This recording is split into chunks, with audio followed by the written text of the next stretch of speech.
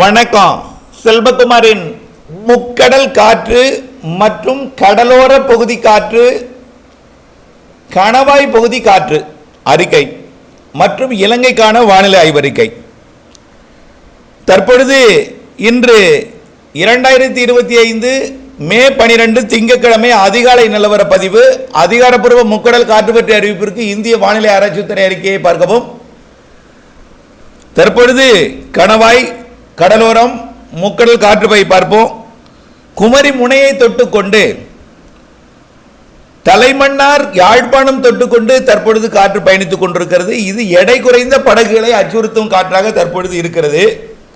இந்த காற்று இன்று 12ஆம் தேதி மதியம் மாலையிலிருந்து குமரி கடல் மட்டுமல்ல, குமரி முனை மட்டுமல்ல, ஆரல்வாய்மொழி கணவாய் வழியாகவும் ஆரியங்காவு கணவாய் வழியாக செங்கோட்டையிலும், அதாவது குற்றாலம், செங்கோட்டை, அப்படியே கயத்தார் வழியாகவும் விளாத்திக்குளம் வழியாகவும், அதே போல தேனி மாவட்டம் போடிநாயக்கனூர் அதற்கு தெற்கே உள்ள பகுதி வழியாகவும், அதே போல கோயமுத்தூர், பொள்ளாச்சி இடைப்பட்ட பாலக்காட்டு கணவாய், நெகமம், தாராபுரம் வழியாகவும் கிழக்கு நோக்கி பயணிக்கும் காற்று வேகம் எடுக்கும்.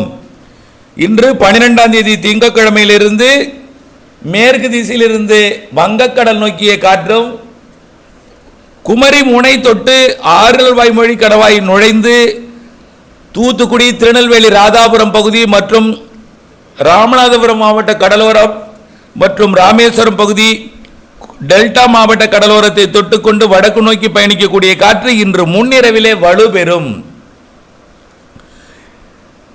கண்டிப்பாக மன்னார் வளைகுடாவிலே மீன்பிடித்தல் மிக சவால் கொடுக்கும். மன்னார் வளைகுடாவில் மீன்பிடித்தலை தவிர்த்திடுமாறு கேட்டுக்கொள்கிறேன். எடை குறைந்த படகு முற்றிலுமாக தவிர்த்துவிடும். சற்றும் சிந்திக்க வேண்டாம், முயற்சி செய்ய வேண்டாம். மன்னார் வளைகுடாவில் இன்று முதல் வலுவான காற்று இருக்கும். தென்மேற்கு பருவமழை தொடங்கும் வரைக்கும் மன்னார் வளைகுடாவிலேயோ பாக் ஜலசிந்தி பகுதியிலையும் மீன்பிடித்தல் சவால். இது வைகாசி மாதத்தில் வீசக்கூடிய காற்று என்றாலும் இது இன்று, அதாவது தூத்துக்குடி கடற்கரைக்கு அப்பால் இலங்கை தூத்துக்குடி இடைப்பட்ட, கொழும்பு தூத்துக்குடி இடைப்பட்ட கடற்பகுதியில் 60 கிலோமீட்டர் வேகம் கொண்ட காற்றாக இருக்கும். இது ராமநாதபுரம் மாவட்டம் ராமேஸ்வரத்திற்கும் தலைமன்னாருக்கும் இடையே மற்றும் யாழ்ப்பாணம், கோடியக்கரை இடைப்பட்ட பகுதியிலையும் வலுவான காற்று இருக்கும். இந்த காற்று நாளை மேலும் வலுப்பெறும். 13ஆம் தேதி 13ஆம் தேதி கண்டிப்பாக 65 கிலோமீட்டர் வேகம் கொண்ட காற்றாக தூத்துக்குடி மாவட்ட கடலோரம், திருநெல்வேலி மாவட்ட ராதாபுரம் கடலோரம், ஒட்டுமொத்த மன்னார் வளைகுடா, ராமேஸ்வரம், பாம்பன் பாலப்பகுதி மற்றும் ராமநாதபுரம் மாவட்டத்தோட ஒட்டுமொத்த தெற்கு கரையோரம், தனுஷ்கோடி, ராமேஸ்வரம், தங்கச்சிபடம், மண்டபம் போன்ற பகுதிகளிலையும் இந்த காற்று வலுவாக இருக்கும். அதே போல கேரளாவின் விழுங்கம், பூவாறு, தமிழ்நாட்டின் கொல்லங்கோடு, குளச்சல் பகுதிகளிலையும் வலுவான காற்று இருக்கும். திருவனந்தபுரம் மற்றும் அதற்கு வடக்கே கொல்லம் வரைக்கும் இந்த காற்று இருக்கும். கொல்லத்தில் நுழையும் காற்று தான் அது ஆரியங்காவு கணவாய் வழியாக, கயத்தாறு வழியாக, விளாத்திக்குளம் வழியாக ராமநாதபுரம் தெற்கு கரையில் வந்து கடல்ல இறங்கும். அதே போல கொல்லங்கோட்டில் நுழையும் காற்று தக்கலை வழியாக, மார்த்தாண்டம் மற்றும் வடசேரி, நாகர்கோவில் வழியாக, ஆரல்வாய்மொழி வழியாக, ராதாபுரம் கடலோரம் வழியாக, தூத்துக்குடி கடலோரம் வழியாக இது வங்கக்கடலின் மன்னார் வளைகுடா பகுதியில் இறங்கும். இந்த காற்று 13ஆம் தேதி மாலையில் வலுவாக இருக்கும். 13ஆம் தேதி கடல், மன்னார் வளைகுடா மற்றும் பாக் ஜலசிந்தில் மீன்பிடித்தலை முற்றிலுமாக தவிர்த்து விடுங்கள். அதே போல கொல்லத்திற்கு தெற்கே கேரள கடலோரத்தில் மீன்பிடித்தல் மிக சவால் நிறைந்ததாக இருக்கும். அது நாளையிலிருந்து கேரளா கடலோரத்தில், தெற்கு கேரளா கடலோரம், கொல்லத்திற்கு தெற்கே கன்னியாகுமரி வரைக்கும் கொஞ்சம் சவால் தான், தொடர்ந்து இருந்து கொண்டே இருக்கும் இந்த சவால் நிறைந்த காற்று. தூத்துக்குடி கொழும்பு, தூத்துக்குடி மாலத்தீவு, தூத்துக்குடி லட்சத்தீவு நாளையிலிருந்து உங்களுடைய படகு போக்குவரத்தை செய்ய இயலாது. அதனைத் தொடர்ந்து தென்மேற்கு பருவமழை மாத இறுதியில் தொடங்கிவிடும். ஆகவே இத்துடன் உங்களுடைய சரக்கு போக்குவரத்தை நிறைவு செய்து விடலாம். ஒருவேளை மாலத்தீவு மற்றும் லட்சத்தீவு பகுதிகளுக்கு படகுகள் சரக்கேற்றி சென்றிருந்தால் இடைவெளி அறிந்து திரும்பி வந்து பாதுகாத்துற, அதாவது திரும்பி வந்து தென்மேற்கு பருவமழை காலத்தில் தங்களுடைய தொழிலை நிறைவு செய்து கொள்ள திரும்பி வருவதற்கு ஏற்ற சூழலுக்கு அறிய வானிலை அறிக்கையுடன் இணைந்திருக்க வேண்டும். அடுத்தபடியாக 13 வலுவா இருக்குமா, 14 வலுதாங்க. இனிமேல் ஒட்டுமொத்த தென்மேற்கு பருவமழை தொடங்கும் நாள் வரைக்கும் இந்த இறுதி 20 நாள் 18 நாள் இறுதி 18 நாள் அதனை தொடர்ந்து தென்மேற்கு பருவமழை பாலக்காட்டு கணவாயில் வலுப்பெற்றணும். ஆனால் பாலக்காட்டு கணவாயில் எந்த நேரமும் 24 மணி நேரமும் காத்திருக்காது. பாலக்காட்டு கணவாய், ஆரியங்காவு கணவாய், ஆரல்வாய் மொழியில் மதியத்திலிருந்து மாலை வரை தான் காற்று.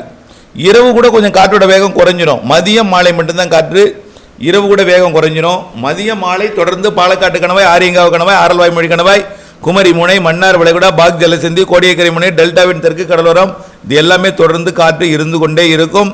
சவால் தான். அடுத்தது வடகடலோரத்திற்கும் 18ஆம் தேதிக்கு மேலே தீவிரம் அடைஞ்சிடும் காற்று. அப்புறம் ஆந்திர பிரதேச கடலோரத்துக்கும் தீவிரம் அடைஞ்சிடும், விசாகப்பட்டினம் அந்த பகுதி வரைக்கும். ஒட்டுமொத்தமாக வங்கக்கடலுக்கும்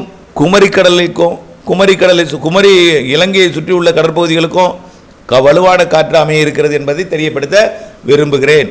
அடுத்தது இலங்கைக்கான வானிலை ஆய்வறிக்கை. இலங்கையை பொறுத்த வரைக்கும் தினசரி மழை தான். இன்றைக்கும் மழை பிடிப்பு கொடுக்க இருக்கிறது. மதியத்தில் இன்றைக்கும் சரியாக ஒரு 2:30 மணி 3 மணிக்கு ஆங்காங்கே மழை மேகங்கள் உருவாகும். இரவுக்குள் மழை பிடிப்பை கொடுத்து ஓய்ந்துடும். இப்படி தினசரி மதியம் வந்தால் மழை, ஒதுக்கி பெய்யும் மழை. வரக்கூடிய 14ஆம் தேதி கனமழை வாய்ப்பு இருக்குது. இலங்கையில் பரவலாக வடக்கு கிழக்கு மாகாணங்களுக்கும் 14, 15, 16 என்று எல்லா நாளும் இலங்கையின் வடக்கு கிழக்கு மாகாணங்கள் உட்பட அனைத்து மாகாணங்களுக்குமே மழை வாய்ப்பு காத்திருக்கிறது. ஆகவே எப்படி தமிழ்நாட்டில் அனைத்து மாவட்டங்களுக்கும் மழை எதிர்பார்த்திருக்கிறோமோ, அனைத்து தென் மாநிலங்களுக்கும் மழை எதிர்பார்த்திருக்கிறோமோ, அதே போல தான் இலங்கைக்கும் வரக்கூடிய நாட்களில் மழை இருக்குது. 20ஆம் தேதியிலிருந்து கனமழை இருக்குது. மழை இல்லாத நாள் இருக்கவே இருக்காது. தென்மேற்கு பருவமழை தொடங்கியது போல தான் இலங்கைக்கு மழைப்பொழிவு இருக்கும். தென்மேற்கு பருவமழை தொடங்கி விட்டதோ என்கின்ற ஒரு சந்தேக பார்வையில் தான் நீங்கள் வானிலையை பார்ப்பீங்க. காற்றை பொறுத்த வரைக்கும் எப்படி தென்மேற்கு பருவமழை காலத்தில் காற்று வருமோ அதே போல தான் வரும். ஆனால் சற்று வடக்கே போய் உயரடுத்த காற்றாக மாறி அது கேரள கடலோரம் நுழைந்து தமிழ்நாட்டு வழியாக வங்கக்கடலுக்கு போகும். அதே போல் இலங்கையில் கொழும்பு, காலி இடைப்பட்ட பகுதியில் நுழைஞ்சி அப்படியே வங்கக்கடல் அதாவது மன்னார் வளைகுடா பகுதியில் நுழைஞ்சி கிழக்கு கடற்கரையோர பகுதிகளுக்கு போகும். ஆகவே இப்படி தென்மேற்கு பருவமழை போலவே சாரல் மழை பிடிப்பை கொடுக்கக்கூடிய வானிலை அமைப்பை ஏற்படுத்த போகிறது. இலங்கைக்கு எல்லா நாளும் மழை தாங்க. 28ஆம் தேதி வரைக்கும் இந்த இடிமழை சாரல் மழையாக மாறிடும் நெருங்க. பிறகு 28ஆம் தேதிக்கு மேலே தென்மேற்கு பருவமழையாக மாறிடும். இனிமேல் இலங்கைக்கு வறட்சி என்பதற்கு வாய்ப்பில்லை.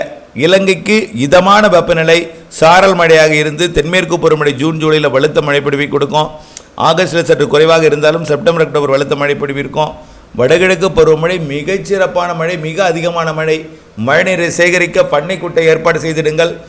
பண்ணைக்குட்டையில் மழைநீரை சேகரித்து கைவசம் நீர்த்தைக்கு கவலை இல்லாமல் விவசாயம் செய்ய அன்போடு கேட்டுக்கொள்கிறேன். தொடர்ந்து இணைந்திருங்கள். நன்றி.